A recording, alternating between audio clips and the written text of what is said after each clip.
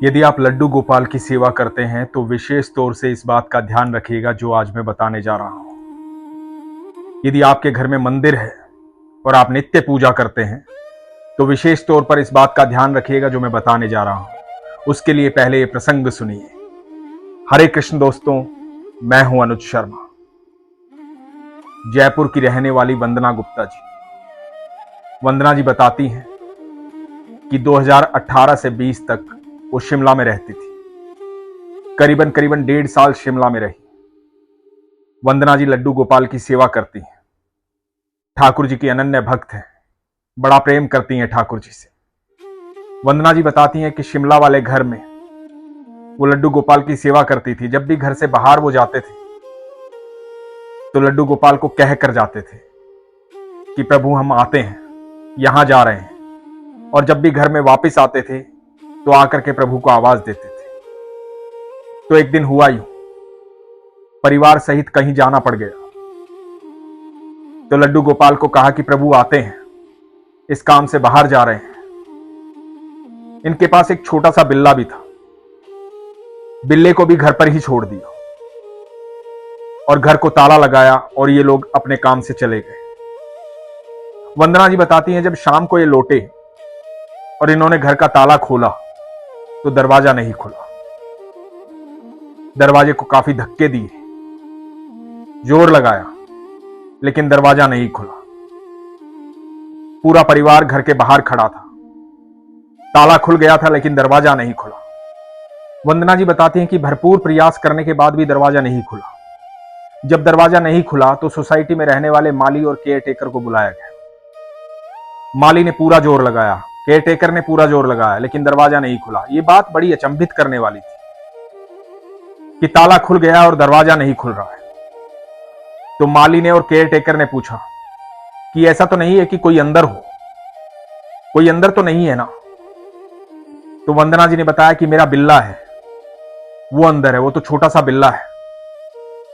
माली ने कहा कि ऐसा लग रहा है कि शायद किसी ने अंदर से बंद किया है, लेकिन अंदर से कौन बंद करता? वंदना जी ने कहा कि नहीं, अंदर कोई नहीं है।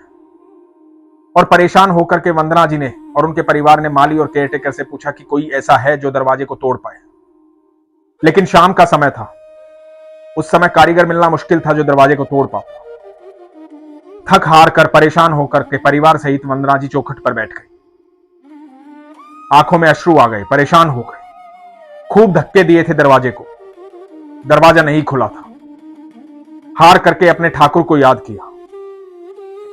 बोली कि हे माधव, हे मेरे लड्डू गोपाल, हे मेरे कन्हैया, तुम भी तो अंदर हो, तुम ही दरवाजा खोल दो। हमसे नहीं खुल पा रहा है, बड़े परेशान हो गए हैं, पता नहीं क्या हो गया है, दरवाजा नहीं खुल पा रहा है।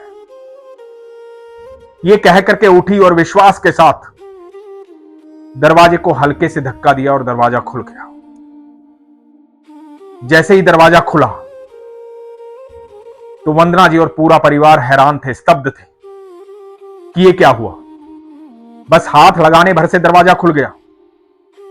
वंदना जी दौड़ी गई अपने मंदिर में अपने लड्डू गोपाल के पास। आंखों में अश्रु थे, नतमस्तक हुई अपने लड्डू गोपाल के सामने और कहा कि माफी चाहती हूं आपसे। जब माली और केयरटेकर ने पूछा कि अंदर कोई है क्या, तो मैं बताना भूल गई मेरे प्रभु कि अंदर आप हैं। मैं कैसे भूल गई कि अंदर आप हैं? आप ही तो मेरे कर्ता धर्ता हैं, आप ही तो मेरे सब कुछ। आपके अलावा है ही क्या? मैं कैसे आपको भूल सकती हूं कि भीतर आप हैं? मैंने क्यों नहीं आपको याद किया? क्यों नहीं कहा कि मेरे लड्डू गोपाल भी भीतर है? मैं क्षमा चाहूंगी, मुझे माफ करना। पूरा परिवार ठाकुर जी के सामने नतमस्तक था। दोस्तों, जब भी हम लड्डू गोपाल की सेवा करते हैं तो बड़े भाव से करते हैं, बड़े प्रेम से करते हैं। उनको भोग लगाते हैं, उनसे बातें करते हैं, उनसे प्रेम करते हैं, उनको पोशाक धारण करवाते हैं, उनको स्नान करवाते हैं, उनको शयन करवाते हैं। जब हम सब ये करते हैं तो हमें यह भी मानना चाहिए कि लड्डू गोपाल नहीं, वहां साक्षात ठाकुर जी। वो लड्डू गोपाल का विग्रह सिर्फ मूर्ति नहीं है, साक्षात ठाकुर जी हैं। जब भी आप अपने घर से बाहर जाते हैं तो अपने ठाकुर जी को, अपने ईश्वर को ये कह के जाइए कि प्रभु इस कार्य से मैं बाहर जा रहा हूं। आज दिन भर की दिनचर्या ये है, अपनी सारी दिनचर्या प्रभु के साथ शेयर कीजिए और जब घर पर वापस आए तो सबसे पहली आवाज अपने भगवान को दीजिए। आते ही अपने भगवान को पुकारिए कि प्रभु मैं आ गया हूं।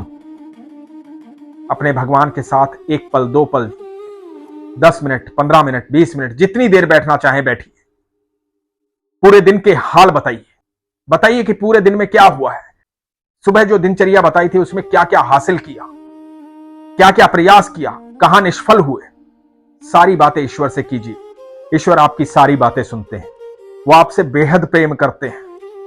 घर में मूर्तियां नहीं होती, जब आपकी आस्था होती है, आपका निमंत्रण होता है, आपका भाव सच्चा होता है, आप सरल होते हैं, सहज होते हैं, तो साक्षात ईश्वर निवास करते हैं।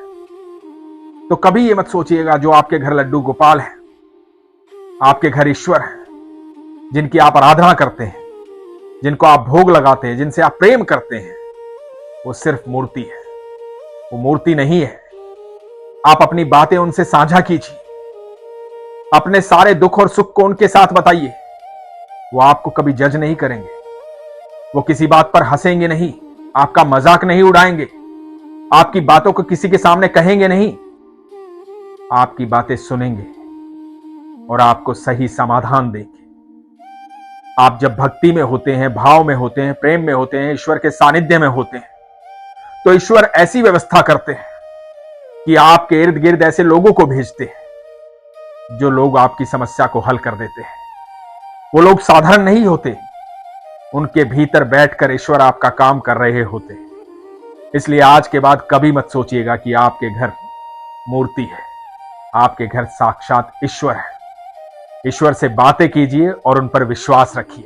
इसीलिए हमेशा कहता हूं, अपने विश्वास को मजबूत रखिए, अपना ख्याल रखिए। हरे कृष्ण।